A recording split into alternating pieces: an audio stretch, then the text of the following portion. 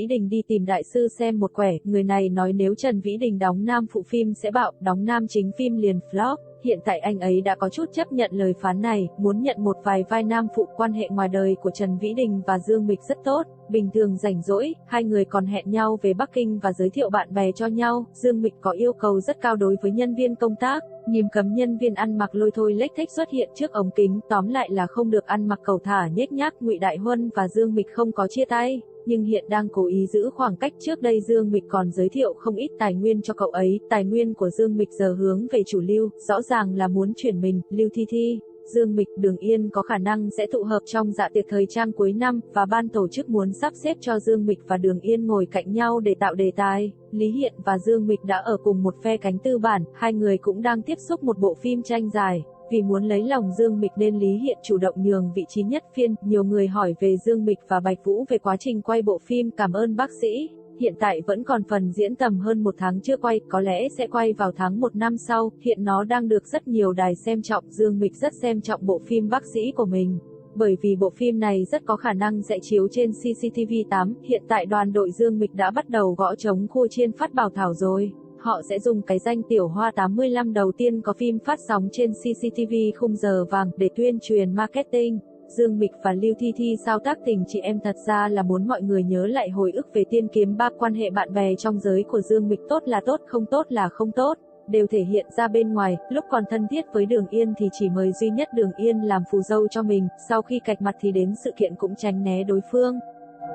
Tuy là một diễn viên nhưng Nhậm Gia Luân rất thích ca hát và vũ đạo, hơn nữa anh ấy rất hâm mộ những nghệ sĩ có thể kiên trì ca hát mà không bị buộc phải thích nghi với thị trường. Ngự Giao Ký, nữ chính Địch Lệ Nhiệt Ba trên cơ bản thì không có vấn đề gì, nam chính vẫn chưa có tin tức. Tống Uy Long, Nhậm Gia Luân, La Vân Hy, Chu Nhất Long đều đang cọ chưa có nguồn thông tin chính xác. Đây là bộ đại kịch sang năm tới của Hoa Sách, đầu tư rất lớn. So với Trường Ca Hành, đầu tư còn lớn hơn. Ngoài phim đang quay, còn có rất nhiều kịch bản tiếp xúc với Địch Lệ Nhiệt Ba. Cô ấy không rảnh để tính đến chuyện yêu đương, cô ấy hiện tại vẫn độc thân, bình thường cô sống rất khép kín, ít có cơ hội quen biết người mới, mà cô lại là người nhan khống, rất khó gặp được người hợp mắt, và cô ấy cũng được sếp soi sáng rằng sự nghiệp là quan trọng nhất. Tình hình hiện tại không thích hợp yêu đương, ngoài hạng mục đang quay thì Nhiệt Ba còn tiếp xúc cực nhiều với kịch bản bên ngoài, không có thời gian yêu đương.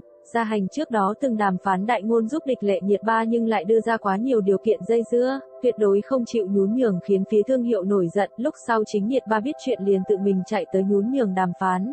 Địch Lệ Nhiệt Ba cũng có ý định hướng đến các giải thưởng diễn xuất, nhưng ý định này cũng không kỳ lạ gì cả. Trong vòng hoa nhỏ sóng sau xô sóng trước, cô ấy không làm địa vị giới mình tăng lên chỉ dựa vào lưu lượng thì không thể đi đường dài được, chỉ có củng cố địa vị giới bằng giải thưởng thì mới có thể sừng sững không ngã.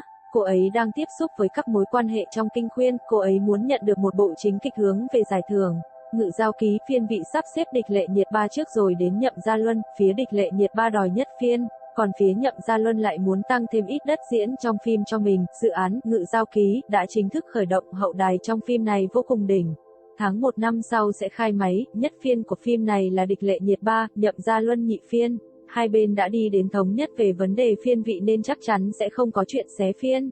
Tuy năm nay Nhậm Gia Luân rất hot nhưng nhiệt độ cũng như sức ảnh hưởng trong giới vẫn chưa đủ để áp phiên Nhiệt Ba, và lại, Nhậm Gia Luân không quá quan tâm đến vấn đề phiên vị, dù không phải phiên 1 nhưng Nhậm Gia Luân vẫn sẽ hưởng lợi nhiều nếu phim hot. Sau Ngự Giao Ký, Địch Lệ Nhiệt Ba còn một bộ phim Hiến Lễ, tài nguyên phim ảnh của cô rất tốt. Sau khi Vương Nhất Bác hot lên thì tin đồn yêu đương giữa cậu ấy và Kỳ Mỹ Hợp cứ định kỳ lại được đào lại, chỉ là cả hai không ai lên tiếng.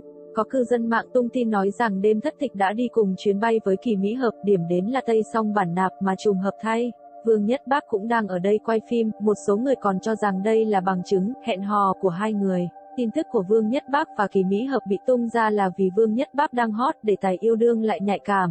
Nhiều người chú ý đến cũng là chuyện bình thường thôi. Vương Nhất Bác hiện có rất nhiều hợp đồng, và công ty sẽ không để cậu ấy gặp nạn vào lúc này.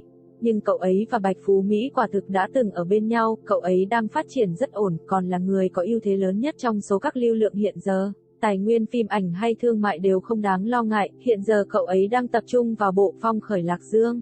Thi thoảng sẽ tham gia các đêm hội của một số đài và một vài hoạt động thương mại, lịch trình của cậu ấy vô cùng kín. Vương Nhất Bác tài nguyên thương mại đặc biệt tốt. Thường có một tài nguyên hết hạn lập tức có một thương hiệu cùng loại đến theo sau, những kiểu công ty như Nhạc Hoa thường gặp phải tình trạng mâu thuẫn nội bộ. cạnh tranh nguồn lực tranh giành tài nguyên, người đại diện trước đây của Vương Nhất Bác cũng là bị boss đuổi việc. Vương Nhất Bác đại diện máy xoa bóp của nhãn hiệu STG có thành tích song thập nhất trong 1 phút tiêu thụ tính gộp được 100.000 cái, giành lấy vị trí tiêu thụ cao nhất trong ngành của TMO trong song thập nhất, không thể không cảm thán tác động của thần tượng. Nhiều anti luôn nói Vương Nhất Bác chả có vai trò gì trong Thiên Thiên Hướng Tượng, nhưng xem các show khác của cậu ấy thì thấy rõ là cậu ấy nắm rất chắc định vị của mình trong mỗi chương trình. Nhạc Hoa chuẩn bị tự sản xuất phim, diễn viên toàn bộ là nghệ sĩ nhạc Hoa, nữ chính đã định là Mạnh Mỹ Kỳ, nam chính là một nam idol mới. Mạnh Mỹ Kỳ không hài lòng về nam chính, cô ấy muốn hợp tác với Vương Nhất Bác cùng công ty, nhưng Vương Nhất Bác có rất nhiều kịch bản đang chờ, không có thời gian. Vương Nhất Bác cùng Nike sắp đến hạn kết thúc hợp tác mở rộng, tiếp theo cậu ấy sẽ tiếp xúc với Converse, hiện tại Converse xác định trẻ hóa.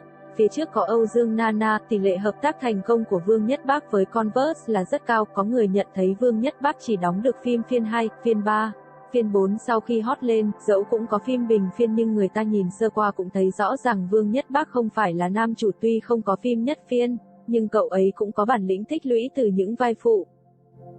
Gần đây đoàn đội Triệu Lộ Tư đã tạo cho cô ấy một nickname là Triệu Tỷ, dùng nó PR trên diện rộng, hiện tại Triệu Lộ Tư đã ngầm thừa nhận là Triệu Tỷ. Trong Happy Cam cũng gọi là Triệu Tỷ, các fan cũng thuận nước đẩy thuyền gọi Triệu Tỷ, nhưng trước kia, danh xưng Triệu Tỷ là dùng để gọi Triệu Lệ Dĩnh. Sau đó một loạt bản thảo lên sàn nói là fan Triệu Lệ Dĩnh không vừa ý, nhiều người nói là bây giờ họ thấy Triệu Tỷ thì cũng cho rằng đó là Triệu Lệ Dĩnh. Bởi Triệu Lệ Dĩnh cũng từng marketing danh xưng Triệu Tỷ này, trước đó đoàn đội Triệu Lộ Tư từng giẫm Triệu Lệ Dĩnh. Triệu Lộ Tư từ lúc hot lên thì luôn dựa hơi Triệu Lệ Dĩnh mang cái danh người kế nhiệm của Triệu Lệ Dĩnh, nên fan Triệu Lệ Dĩnh chống lại Triệu Lộ Tư càng mạnh mẽ.